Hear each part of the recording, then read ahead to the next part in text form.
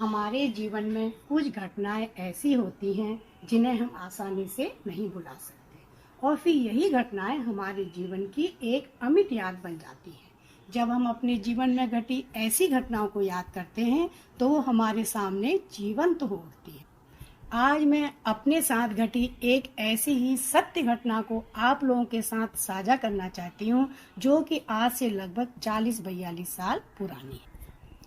उस दिन मैं और मेरा छोटा भाई दोनों ही बड़े खुश थे, क्योंकि अपनी परीक्षाएं समाप्त करके हमें अपनी बड़ी बहन के पास रानीखेत छुट्टियां बिताने जाना था। हमारे गांव से लगभग 7 घंटे का सफर तय करके वहां पहुंचना पड़ता था।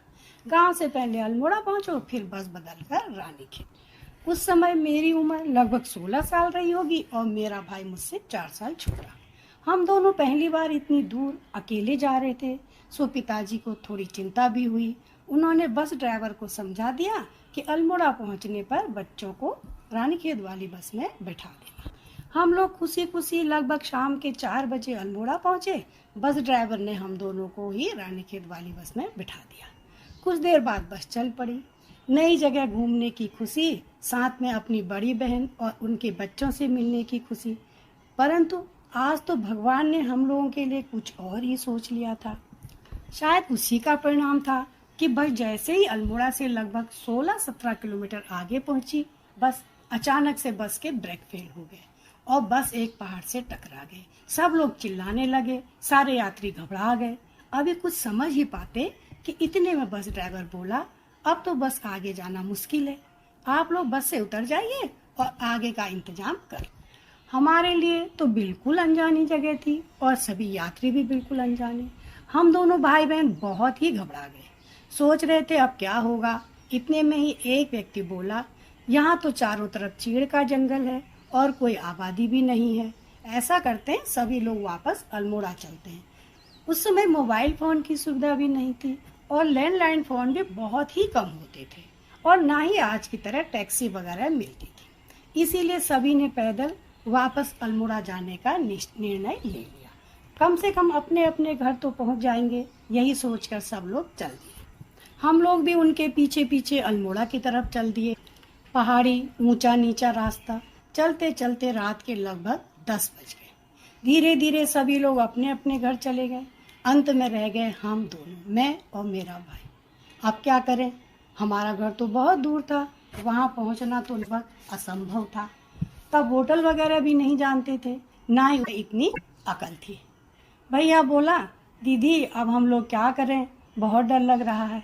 घबरा तो मैं भी रही थी, पर मुझे कुछ कुछ याद आ रहा था कि यहाँ पर ऑफिसर कॉलोनी में हमारे एक रिश्तेदार रहते हैं, पर ये नहीं मालूम था कि वो कॉलोनी यहाँ से कितनी दूर है और वहाँ हम कैसे पहुँचे। दोनों भाई बहन आंखों में आंसू भरकर एक दूसरे को देख रहे थे। समझ में नहीं आ रहा था अब आगे क्या हो। दोनों ने एक दूसरे का हाथ पकड़ लिया था, परंतु इतने में ही हम क्या देखते हैं कि एक पतला दुबला सांवला सा व्यक्ति हमारे पास आया और पूछने लगा कि बच्चों, तुम लोग कहाँ जाओगे, घर कहाँ है तुम्हारा। हमने बताया, अंकल हमारा घर तो बहुत दूर है, परंतु यहाँ पर ऑफिसर कॉलोनी में जाना है हमको, हमारे वहाँ पर कोई रिश्तेदार रहते हैं, परंतु हमें ये नहीं पता कि वो कॉलोनी कहाँ है, कितनी दूर है और हम लोग कैसे जाएं। उस व्यक्ति ने हम दोनों को गौर से देखा और कुछ देर बाद बोला कि बेटा, ऑफिसर कॉलोनी तो यहाँ से बहुत दूर है, तुम दोनों अकेले नहीं पहुँच पाओगे। कुछ देर चुप रहने के बाद वह व्यक्ति बोला, ऐसा करता हूँ, मैं तुम दोनों को पहुँचा देता हूँ। मन में बहुत डर भी लग रहा था, परंतु हामी भरने के अलावा कोई विकल्प भी नहीं था। डरते डरते एक दूसरे का हाथ पकड़े हम दोनों पीछे पीछे चल दिए। रास्ते में जब वह व्यक्ति पीछे मुड़कर देखता तो हम दोनों ही सिहर जाते थे और जोर से एक दूसरे का हाथ पकड़ लेते थे कि अब क्या अनिष्ट होने वाला है। ये व्यक्ति हमारे साथ कुछ गलत तो नहीं करे, पता नहीं था। और अब कितनी दूर है, ये व्यक्ति हमें सही जगह ले जा रहा है या कहीं और। डर के मारे जाड़ों में भी पसीने से भीग गए थे हम लोग। एक एक कदम पर यही सोच रहे थे कि अब क्या होने वाला है। इसी तरह चलते चलते लगभग 1 घंटे बाद वह व्यक्ति बोला, बेटा अब थोड़ा सा और चलना है। हमने सोचा, हे भगवान, अब आप ही हमें बचा सकते हैं। ये व्यक्ति अच्छा है या बुरा हम नहीं जानते, हम लोगों की रक्षा करना हम आप ही के भरोसे हैं। इसी तरह कुछ दूर चलने के बाद वह व्यक्ति बोला, ये जो गेट है ना, इसी के अंदर जाना है।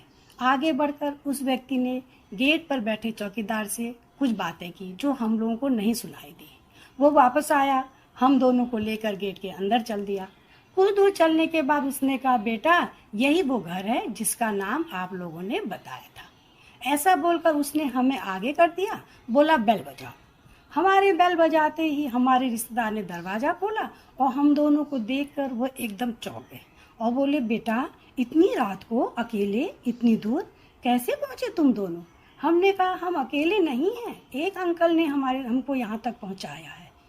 उन्होंने चारों तरफ देखा और बोले, यहाँ पर तो कोई भी नहीं है। हमने जैसे ही पलट कर देखा, वाकई में वहाँ पर कोई नहीं था। वो बोले, कोई बात नहीं, तुम दोनों अंदर जाओ, मैं चौकीदार से पूछ कर आता हूँ। उन्होंने गेट पर बैठे चौकीदार से पूछा कि यहाँ से कोई बाहर गया? वो बोला, साहब यहाँ से तो कोई भी बाहर नहीं गया। हम सभी को बड़ा आश्चर्य हुआ, सोचने लगे वह अनजाना शख्स कौन, इतनी रात को हमारा मददगार बनकर कहाँ से आया था और अचानक कहाँ गायब हो गया। आज भी जब इस घटना को याद करती हूँ तो सोचती हूँ कि वह व्यक्ति कौन था, कोई भगवान, कोई इंसान या फिर कोई और।